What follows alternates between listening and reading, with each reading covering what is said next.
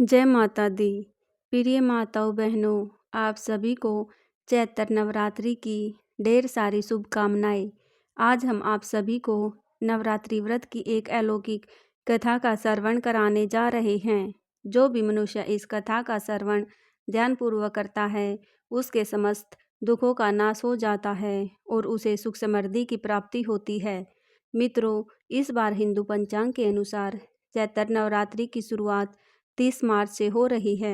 यह पर्व जगत कल्याण आदि शक्ति माँ दुर्गा के लिए समर्पित है। इस दौरान माता रानी के सभी स्वरूपों की पूजा की जाती है। नवरात्रि के पावन दिनों में जो भी नवरात्रि का व्रत करता है, उसे निश्चित ही समस्त पापों से मुक्ति मिल जाती है। जो भी इस कथा को सच्चे मन से केवल एक बार ध्यानपूर्वक सुन लेता है, उसके सहस्त्र पाप नष्ट हो जाते हैं और माता रानी की कृपा से उसे धन धान्य और संतान सुख की प्राप्ति होती है। आज मैं आपको नवरात्रि व्रत की पौराणिक कथा सुनाऊंगी। तो प्रारंभ करते हैं आज की इस कथा को। बृहस्पति जी बोले, हे ब्राह्मण, आप अत्यंत बुद्धिमान, सर्वशास्त्र और 4 वेदों को जानने वालों में श्रेष्ठ हो। हे प्रभु, कृपा कर मेरा वचन सुनो। चैत्र आश्विन और आषाढ़ मास के शुक्ल पक्ष में नवरात्र का व्रत और उत्सव क्यों किया जाता है? हे भगवान, इस व्रत का फल क्या है? यह किस प्रकार करना उचित है? और पहले इस व्रत को किसने किया, सो विस्तार से कहो। बृहस्पति जी का ऐसा प्रश्न सुनकर ब्रह्मा जी कहने लगे, हे बृहस्पति, प्राणियों का हित करने की इच्छा से तुमने बहुत ही अच्छा प्रश्न किया है। जो मनुष्य मनोरथ पूर्ण करने वाली दुर्गा, महादेवी, सूर्य और नारायण का ध्यान करते हैं, वे मनुष्य धन्य हैं। यह नवरात्र व्रत संपूर्ण कामनाओं को पूर्ण करने वाला है। इसके करने से पुत्र चाहने वालों को पुत्र, धन चाहने वालों को धन, विद्या चाहने वालों को विद्या और सुख चाहने वालों को सुख मिल सकता है। इस व्रत को करने से रोगी मनुष्य का रोग दूर हो जाता है और कारागार हुआ मनुष्य बंधन से छूट जाता है। मनुष्य की तमाम आपत्तियां दूर हो जाती है और उसके घर में संपूर्ण संपत्तियां आकर उपस्थित हो जाती है। बांध्या और काक बांध्या को इस व्रत में के करने से पुत्र उत्पन्न होता है। समस्त पापों को दूर करने वाले इस व्रत के करने से ऐसा कौन सा मनोबल है जो सिद्ध नहीं हो सकता? जो मनुष्य अलभ्य मनुष्य देह को पाकर भी नवरात्र का व्रत नहीं कर पाता, वह माता पिता से हीन हो जाता है, अर्थात उसके माता पिता मर जाते हैं और अनेक दुखों को भोगता है। उसके शरीर में कुष्ठ हो जाता है और अंग से हीन हो जाता है। उसके संतानोत्पत्ति नहीं होती। इस प्रकार वह मूर्ख अनेक दुख भोगता है। इस व्रत को करने वाला निर्दयी मनुष्य धन और धान्य से रहित हो भूख और प्यास के मारे पृथ्वी पर घूमता है और गूंगा हो जाता है। जो विधवा स्त्री भूल से इस व्रत को नहीं करती, वह पतिहीन होकर नाना प्रकार के दुखों को भोगती है। यदि व्रत करने वाला मनुष्य सारे दिन उपवास न कर सके तो एक समय भोजन करे और उस दिन बांधवों सहित नवरात्र व्रत की कथा करे।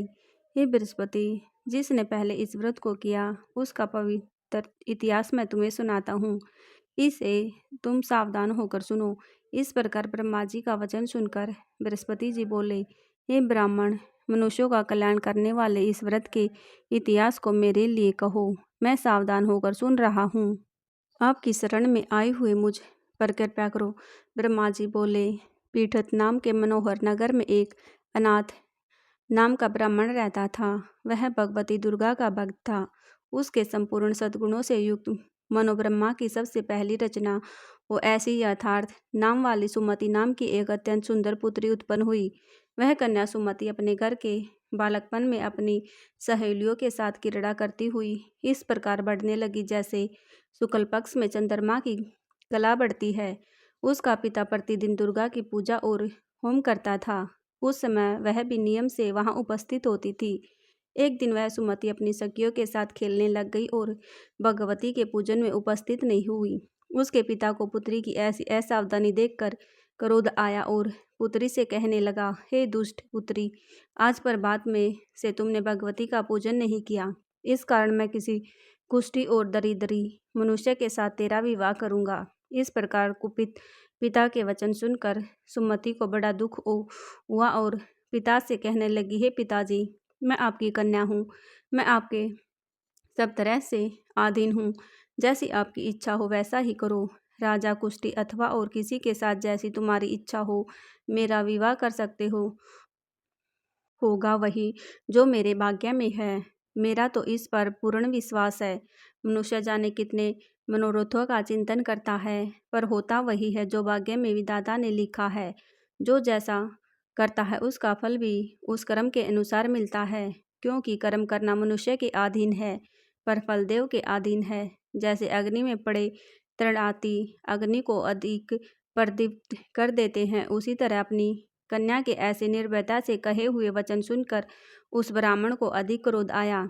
तब उसने अपनी कन्या का एक कुष्टी के साथ विवाह कर दिया और अत्यंत क्रुद्ध होकर पुत्री से कहा कि जाओ जाओ, जल्दी जाओ, अपने कर्म का फल भोगो।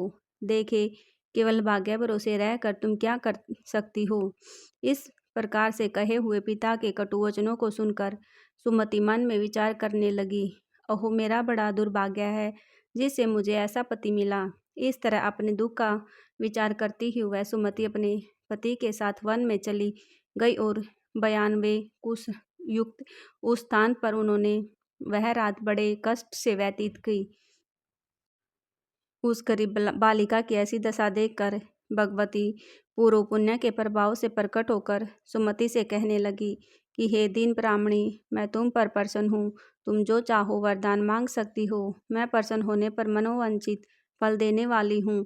इस प्रकार भगवती दुर्गा का वचन सुनकर ब्राह्मणी कहने लगी कि आप कौन है जो मुझ पर प्रसन्न हुई है, वह सब मेरे लिए कहो और अपनी कृपा दृष्टि से मुझ दीन दासी को कृतार्थ करो।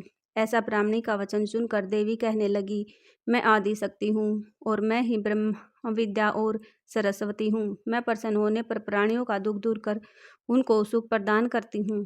हे ब्राह्मणी, मैं तुम पर तेरे पूर्वजनों के पूर्व पुण्य के प्रभाव से प्रसन्न हूँ। तुम्हारे पूर्वजनों का वृत्तांत सुनाती हूँ, सुनो। तुम पूर्वजन्म में भील की स्त्री थी और पति अति पतिव्रता थी। एक दिन तेरे पति निषाद ने चोरी की। चोरी करने के कारण तुम दोनों को सिपाहियों ने पकड़ लिया और ले जाकर जेल खाने में कैद कर दिया। उन लोगों ने तेरे और जैसे तेरे पति को भोजन भी नहीं दिया। इस प्रकार नवरात्रों के दिनों में तुमने न तो कुछ खाया और न ही जल पिया, इसलिए 9 दिन तक नवरात्र का व्रत हो गया।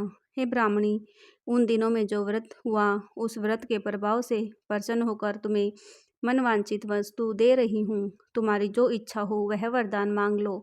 इस प्रकार दुर्गा से कहे हुए वचन सुनकर ब्राह्मणी बोली कि अगर आप मुझ पर प्रसन्न हो तो हे दुर्गे, आपको प्रणाम करती हूँ।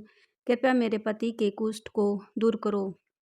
देवी कहने लगी, उन दिनों में जो तुमने व्रत किया था उस व्रत के एक दिन का पुण्य अपने पति का कष्ट दूर करने के लिए अर्पण करो। मेरे प्रभाव से तेरे पति कुष्ठ से रहित और सोने के समान शरीर वाला हो जाएगा।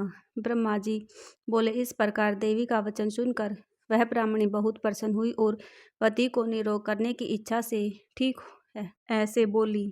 तब उसके पति का शरीर भगवती कृपा की दृष्टि से कुष्ठहीन होकर अति कांति युक्त हो गया, जिसकी कांति के सामने चंद्रमा की कांति भी क्षीण हो जाती है। वह ब्राह्मणी पति की मनोहर देह को देखकर देवी को अति पराक्रम वाली समझकर स्तुति करने लगी कि हे दुर्गे, आप दुर्गत को दूर करने वाली, तीनों जगत की संता हारने वाली, समस्त दुखों को दूर करने वाली, रोगी मनुष्य को निरोग करने वाली, प्रसन्न होने पर मनवांछित वस्तु को देने वाली और दुष्ट मनुष्यों का नाश करने वाली हो। तुम ही सारे जगत की माता और पिता हो। हे अम्बे, मुझ अपराध रहित अबला की मेरे पिता ने कुष्टी के साथ विवाह कर घर से निकाल दिया। उसकी निकाली हुई पृथ्वी पर घूमने लगी। आपने ही मेरा इस आपत्ति रूपी समुद्र से उद्धार किया है। हे देवी, आपको प्रणाम करती हूँ। मुझ दीन की रक्षा कीजिए। ब्राह्मणी बोली, हे बृहस्पति। इस प्रकार उस सुमति ने मन से देवी की बहुत स्तुति की। उससे वो स्तुति सुनकर देवी को बहुत संतोष हुआ और ब्राह्मणी से कहने लगी, हे ब्राह्मणी, उदाल्य नाम का अति बुद्धिमान, धनवान, कीर्तिवान और जितेंद्रिय पुत्र शीघ्र होगा। ऐसा कहकर वह देवी उस ब्राह्मणी से फिर कहने लगी कि हे ब्राह्मणी, और जो कुछ तेरी इच्छा हो वही मनवांछित वस्तु मांग सकती है। ऐसा भगवती दुर्गा का वचन सुनकर सुमति बोली कि हे भगवती दुर्गे, अगर आप मेरे ऊपर प्रसन्न है तो कृपया कर मुझे नवरात्रि व्रत विधि बताइए। हे दयावंती, जिस विधि से नवरात्र व्रत करने से आप प्रसन्न होती हैं उस विधि को और उसके फल को मेरे लिए विस्तार से वर्णन कीजिए।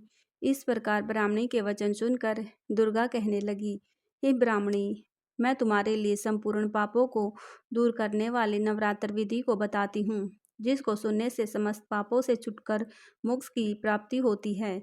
आश्विन मास के शुक्ल पक्ष की प्रतिपदा से लेकर 9 दिन तक विधि पूर्वक व्रत करे। यदि दिन भर का व्रत न कर सके तो एक समय भोजन करे। पढ़े लिखे ब्राह्मणों से पूछकर कलश स्थापना करे और वाटिका बनाकर उसको प्रतिदिन जल से सींचे। महाकाली, महालक्ष्मी और महासरस्वती इनकी मूर्तियां बनाकर उनकी नित्य विधि सहित पूजा करे और पुष्पों से विधि पूर्वक अर्घ्य दे। विजोरा के फूल से अर्घ्य देने से रूप की प्राप्ति होती है। जायफल से कीर्ति, दाग से कार्य की सिद्धि होती है। आंवले से सुख और केले से भूषण की प्राप्ति होती है। इस प्रकार फलों से अर्घ्य देकर यथाविधि हवन करे। खांड, घी, गेहूँ, शहद, ज्योतिल, बेल, नारियल, दाख और कदम्ब इनसे हवन करें। गेहूँ होम करने से लक्ष्मी की प्राप्ति होती है। खीर व चंपा के पुष्पों से धन और पत्तों से तेज और सुख की प्राप्ति होती है। आंवले से कीर्ति और केले से पुत्र होता है। कमल से राज सम्मान और दाखों से सुख संपत्ति की प्राप्ति होती है। खंड, घी, नारियल, जौ और तिल इनसे तथा फलों से होम करने से मनवांछित वस्तु की प्राप्ति होती है। व्रत करने वाला मनुष्य इस विधान से होम कर आचार्य हो अत्यंत नम्रता से प्रणाम करे और व्रत की सिद्धि के लिए उसे दक्षिणा दे। इस महाव्रत को पहले बताई हुई विधि के अनुसार जो कोई करता है उसके सब मनोरथ सिद्ध हो जाते हैं। इनमें तनिक भी संशय नहीं है। इन 9 दिनों में जो कुछ दान आदि दिया जाता है उसका करोड़ों गुना मिलता है। इस नवरात्र के व्रत करने से ही अश्वमेध यज्ञ का फल मिलता है। हे ब्राह्मणी, इस संपूर्ण कामनाओं को पूर्ण करने वाले उत्तम व्रत को तीर्थ, मंदिर अथवा घर में ही विधि के अनुसार करे। ब्रह्मा जी बोले, हे बृहस्पति, इस प्रकार ब्राह्मणी को व्रत की विधि और फल बताकर देवी अंतर्ध्यान हो गई। जो मनुष्य या स्त्री इस व्रत को भक्ति पूर्वक करता है वह इस लोक में सुख पाकर अंत में दुर्लभ मोक्ष को प्राप्त होता है। हे बृहस्पति, यह दुर्लभ व्रत का महात्म्य मैंने तुम्हारे लिए बताया है। बृहस्पति जी कहने लगे, हे ब्राह्मण, आपने मुझ पर अति कृपा की जो अमृत के समान इस नवरात्र व्रत का महात्म्य सुनाया। हे प्रभु, आपके बिना और कौन इस महात्म्य को सुना सकता है। ऐसे बृहस्पति जी के वचन सुनकर ब्रह्मा जी के बोले, हे बृहस्पति, तुमने सब प्राणियों का हित करने वाले इस अलौकिक व्रत को पूछा है, इसलिए तुम धन्य हो। यह भगवती शक्ति संपूर्ण लोकों का पालन करने वाली है। यह इस महादेवी के प्रभाव को कौन जान सकता है। अब आइए जानते हैं नवरात्र व्रत की पूजा विधि। प्रातः नित्यक्रम से निवृत्त हो स्नान कर मंदिर में या घर में ही नवरात्र की में दुर्गा जी का ध्यान करके यह कथा करनी चाहिए। कन्याओं के लिए यह व्रत विशेष लाभदायक है। श्री जगदम्बा की कृपा से सब विघ्न दूर हो जाते हैं तथा सुख समृद्धि की प्राप्ति होती है। परमेश्वरी मेरे द्वारा रात दिन सहस्त्र अपराध होते हैं, यह मेरा दास है, समझकर मेरे अपराधों को क्षमा करे। हे परमेश्वरी, मैं आह्वान, विसर्जन और पूजन करना नहीं जानता, मुझे क्षमा करे। हे सुरेश्वरी, मैंने जो मंत्रहीन, क्रियाहीन, भक्ति युक्त पूजन किया है वह स्वीकार करे। हे परमेश्वरी, अज्ञान से, भूल से अथवा बुद्धि भ्रांति से जो न्यूनता अथवा अधिकता हो गई है उसे क्षमा करिए तथा प्रसन्न होकर जाप मंत्र उये ही क्लीं या चुंडाए विनम्र मनोकामना सिद्ध के लिए इस मंत्र को 1 या 108 बार या विधि सुविधानुसार जाप करें। आज की यह कथा यहीं पर समाप्त होती है। तो दोस्तों, आज की यह कथा आपको कैसी लगी कमेंट बॉक्स में जय माता रानी की जरूर लिखें। अगर वीडियो पसंद आई तो वीडियो को लाइक, शेयर और चैनल को सब्सक्राइब जरूर करें। वीडियो में अंत तक बने रहने के लिए सभी का धन्यवाद।